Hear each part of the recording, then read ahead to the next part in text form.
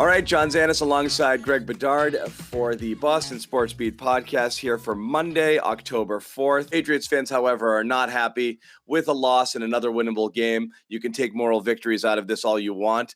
I know you wrote at BSJ, hey, this was a different animal than than the first three games that we saw. You know, why did you take a slightly sunnier approach to this loss?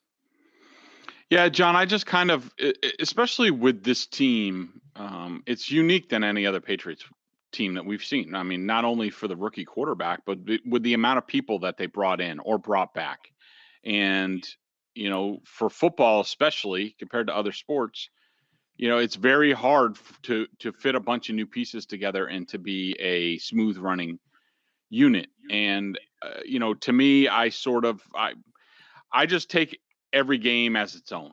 And, you know, to set aside the first three games when, you know, they weren't good and they blew opportunities to win against the Dolphins and also the Saints. In the Saints game, they played horrible.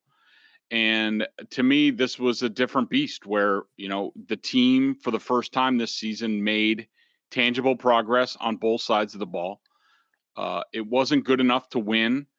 And, you know, those are the defending Super Bowl champion Bucs, but they really weren't the Buccaneers. It's not, you know, they're coming off a tough road game in Los Angeles, went back to Tampa, coming up here, the weather, the injuries in the secondary, not having Gronk, Giovanni Bernard, all that stuff. They weren't hitting on all cylinders, but they're still a damn good team, and they're more talented than the Patriots right now overall. And for, you know, the Patriots to go down to the wire with the Bucs, and in the way that they did it, executing really well on defense, relying almost solely on Mac Jones on offense, and for him to play pretty well overall.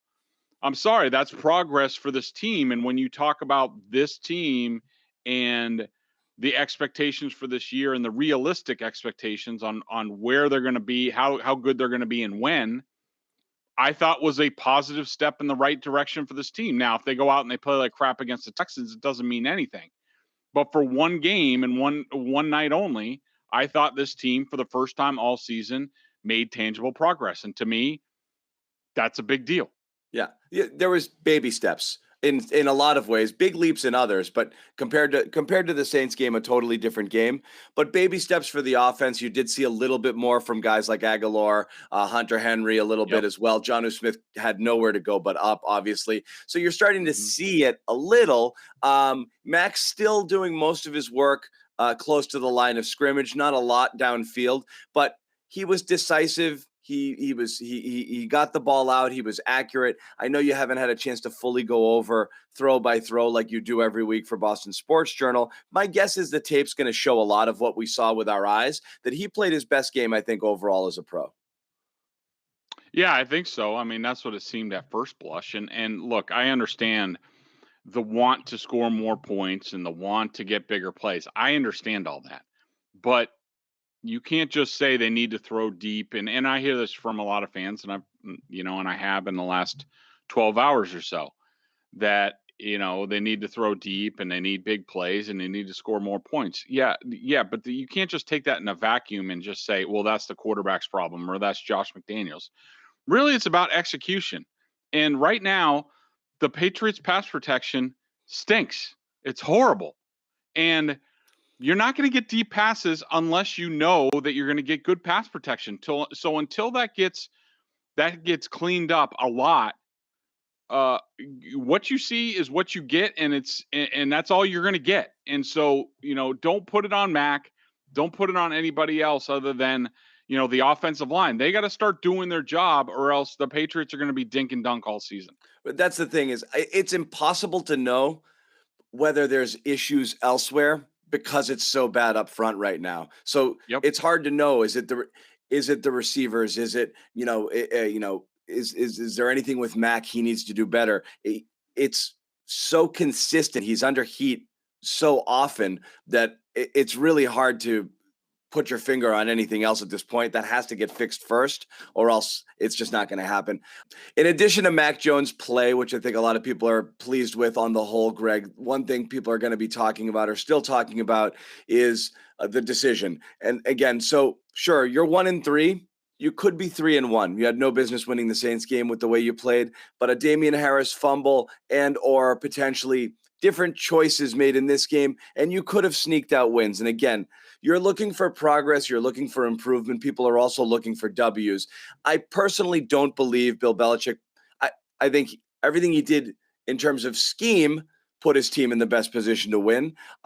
I think the way they executed, they put themselves in a position to win. But those two choices at the end of the half, punting, and at the end of the game, the 56-yard field goal, I totally disagree with both. I know we're a little split on this one, but let's just start at the end of the game here.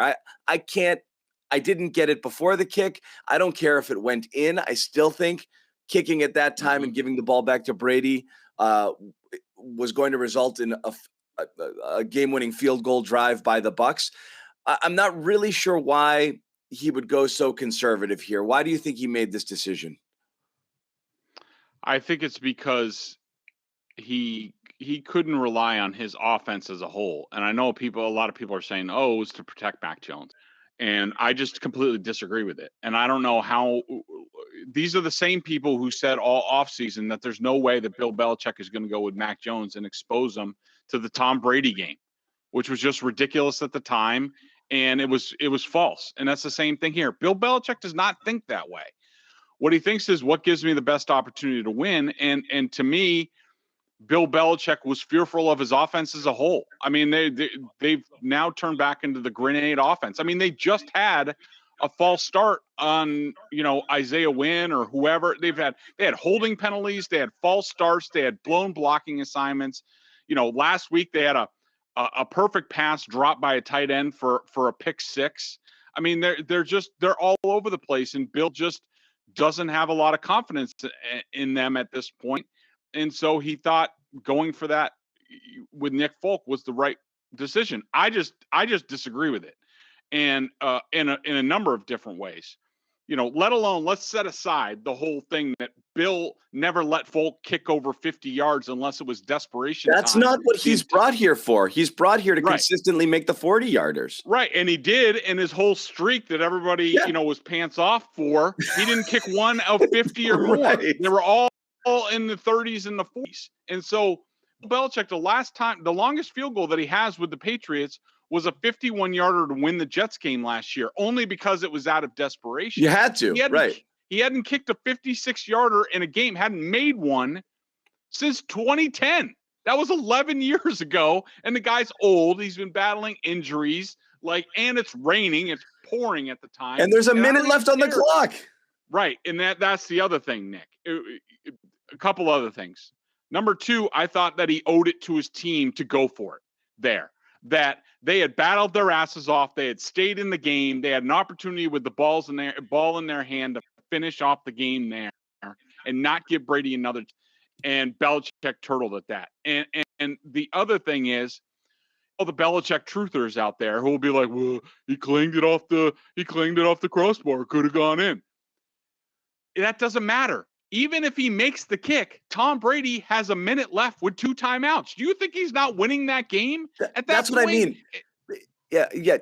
Get yourself out of your own head if you're a Patriots fan. That's what I mean is if Tom Brady was your quarterback and you got the ball with a minute left, how supremely confident would you be in his ability to drive down the field and get 3 points? I mean, it's like you've never watched a game before. Right. We know how this movie ends. It's just like other games here. I remember Jason Garrett making a decision when the Cowboys played really well here. And I remember tweeting at the time, if you play not to lose against Tom Brady, you're going to lose. And the Cowboys kicked some field goal.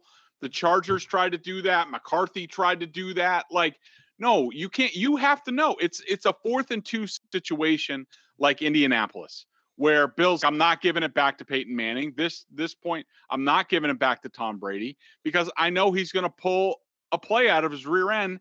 And he's going to beat us. I mean, 49 seconds or whatever, even after a kickoff, 40 seconds and 2 timeouts is an eternity, for the Bucs. And yes, they'll be going through the open end and all that stuff and blah, blah, blah. But no, the Patriots had battled their asses off at that point. Use your final timeout, come up with some sort of play, probably to get Richard Sherman isolated, in man coverage, which he can't do, which they should have exploited on more a crosser. in this game.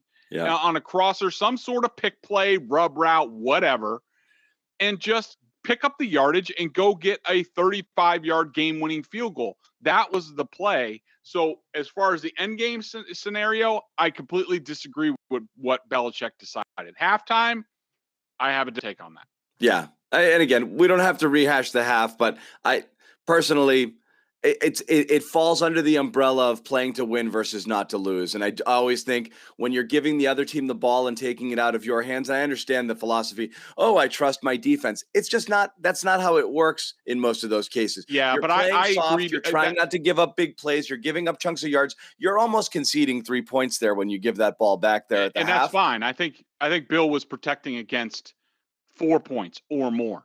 I mean, look, for them, and the way the game played out, to me, justified the decision that Belichick made, because he knew he had to play this game a certain way, and what he didn't want to give the Bucs, the Patriots were leading 7-3 at the time.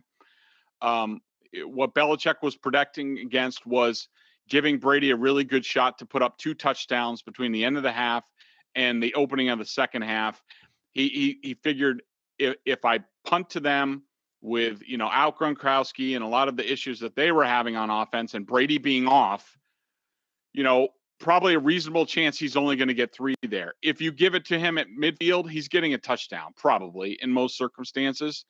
And so to me, that was a 4-point play by Belichick. I thought it was smart, and I thought that was the play there. I just disagreed with the end of the game. Hated it all. Again, as you said, we used to make fun of these guys, Greg. They come in here and play not to lose instead of to win, and they would lose. They would always lose, and the Patriots have lost. Yeah, but the Patriots just look overall. Let's be honest. They're not a good team right now. I mean, they're not. They were lucky to be in that game. Tampa wasn't Tampa. Brady was off. He wasn't good in that game. They're not good right now. They just don't. They can't play to win with confidence. Yeah. No, not at all. You can't do anything with confidence at this point. Yeah. The defense gave up third time this year. Chance to get a stop, couldn't do it. I mean, what do you hang your hat with this team? It's hard. You're right. Look, in that sense, I understand the thinking behind it, but ultimately, you're still 1-3 with what you're going to call conservative approach, a conservative game script against Miami, where after the game, you're like, why didn't they just let Mac open it up? It seemed like they could move the ball there, and you're handing the ball off. And as you said, 12-play, 13-play drives, blah, blah, blah. You open up the possibility for more mistakes. And I just think you're playing conservative. You're playing not to lose. And the fact is they're losing. So again, hindsight 2020 and all of these things, they are 1-3 right now. Overall, a lot of positives to be taken out of the game with Houston on the horizon. So that's obviously a good thing, but you'd feel a lot better at 2-2 or 3-1, and they've definitely pissed away a couple of chances here. All right, let's bring in Sean McAdam from the bowels of Fen. Well, I wouldn't say the bowels. You're in a little you're in a booth there on the floor here. I'm overlooking the city. Very nice. So Sean McAdam in there talking to Alex Cora, an in-person press conference is a departure, and getting ready for a 1-game playoff, a wild card game Tuesday at Fenway Park. It's funny, Sean, for all the drama over the last few times you and I have discussed what's going on with this team, they ended up exactly where we thought they would be, which is hosting a wild card game against the Yankees. Right, which is something that while remained a possibility, hardly seemed certain over the last 10 days, getting swept by the Yankees, losing 2 out of 3 to Baltimore, and sweeping Washington, but not without some difficulty. That's a bad team with the buses running in the parking lot, and still the Red Sox struggled. Maybe that's good. Maybe being put through their paces, as it were, over the final 3 games and having to play closely contested games, even if the opponent wasn't very good and didn't have a lot of motivation, maybe that tunes you up some. But yeah, here we are, Red Sox, Yankees, and should be fun. Yeah, so let's go through some storylines for the game. It is very much a kitchen sink sort of game here, where both teams are, we know the drill now. They've done this for a few years. It's a 1-game playoff, so you're fighting for your life here, trying to get into the divisional series. So you're going to see, especially with the Red Sox and their situation here, their bullpen's all over the place. So you're going to see starters coming out of the pen. You could see people coming in the third and fourth inning if a starter doesn't have it. And complicating matters for the Red Sox even further is they can't even run their offensive lineup out there because you don't know exactly what's going on with JD Martinez, who rolled his ankle and is questionable for tomorrow.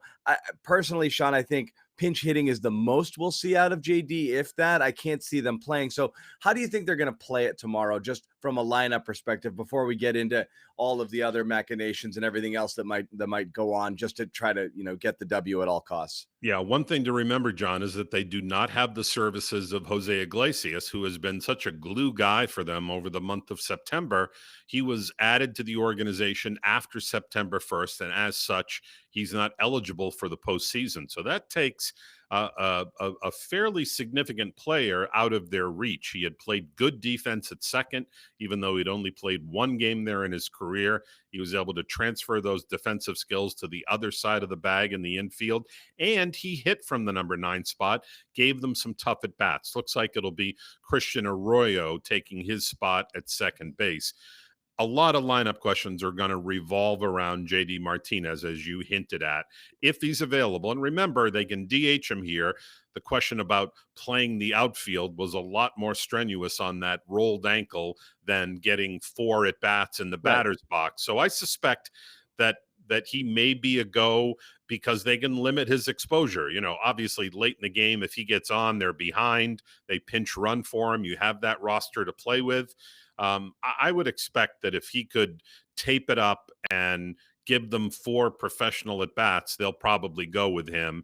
And then it comes down to, what do you do at first base? Do you go with the lefty bat of Schwarber against the righty Cole, or do you go with a guy who's a more accomplished and experienced first baseman in Dahlback? Or you could put Schwarber in left and sit Verdugo. There's a lot of things that they have to figure out here. I think it's pretty obvious that Hernandez is going to be back in center field. They want that glove out there to give them an anchor defensively in the outfield. But a lot of these decisions are obviously connected to one another. Right. And that's what it comes down to is, do you think you need the defense early? Do you think that you need the defense late? Right. The more conservative approach is to have the defense early and then have the bats on the bench if you need them, if you're trailing or in a tie game. So that would make sense, but I'm not sure necessarily which way Cora will go. There's still a lot of decisions to be made in the trickle down effect.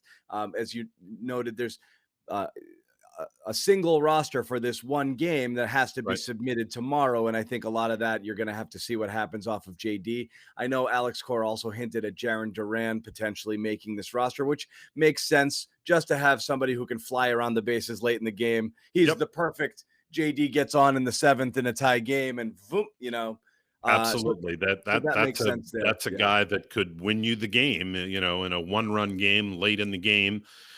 We can all think back to Dave Roberts in Game 4 of 2004 of the ALCS and how critical his stolen base was to the beginning of that Red Sox comeback. So it's a whole different mentality in that one game and your roster construction. And remember, this is something that the Red Sox have not dealt with as an organization. Chaim Bloom went through it a little bit in Tampa Bay. But the Red Sox have not played in the wild card game since this one-game format was introduced in 2012. They wished it had been there the year before in 2011. Maybe some people would have still kept their jobs and we wouldn't have had the upheaval. But that's neither here nor there. But it is a different exercise and one they haven't faced as an organization. Let's look at the pitching matchup.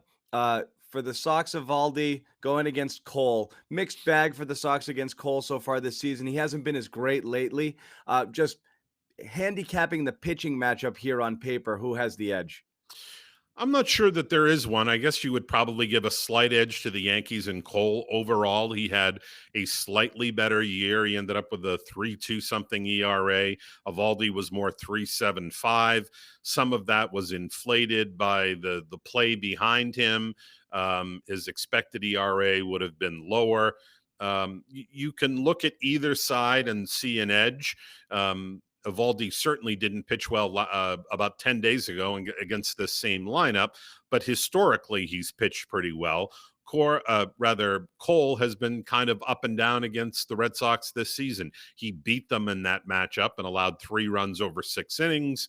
But he's had some starts where they've gotten to him and hit him around a little bit. And in general, Cole has not pitched well since the early part of September when he suffered a strained hamstring. So there's some conjecture that maybe he's not able to fully replicate his normal delivery and his leg drive because of that. He isn't getting the power that he would like from his legs. So I would point out one thing in a 9-inning game, obviously, that tells you whether you're going to keep going or going home.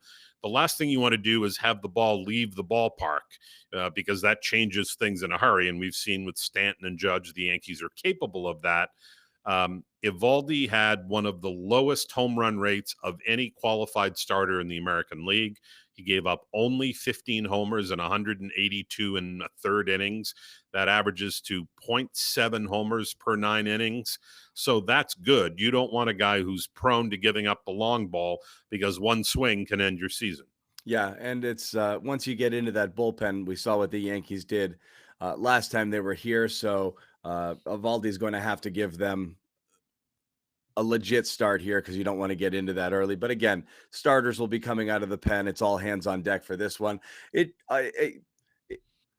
exciting. At the end of the day, it's Red Sox and it's Yankees. I know you and I we've you've been there, done that with a lot of these things. But I mean, Yep. it's still a special thing. So 8 Yeah, o'clock. it is. I mean, we can be cynical and say, that neither of them won their division and they finished 9 or 10 games behind a team that had a sixth of their payroll or a quarter of their payroll. But I can bet that ESPN is pretty happy that they have this game on Tuesday night. I'm sure it'll be do a huge number. And look, I spoke to Bucky Dent earlier today. He's trying to get here for this game. So, whether it rains or not, they can put a big circus tent over this place tomorrow, and it'll be kind of a fun atmosphere. It's going to be a fun atmosphere. And all that bad stuff you mentioned about finishing 9 games behind a team with 1/6 of your payroll, you'll say that about the loser. Okay? Yeah, true.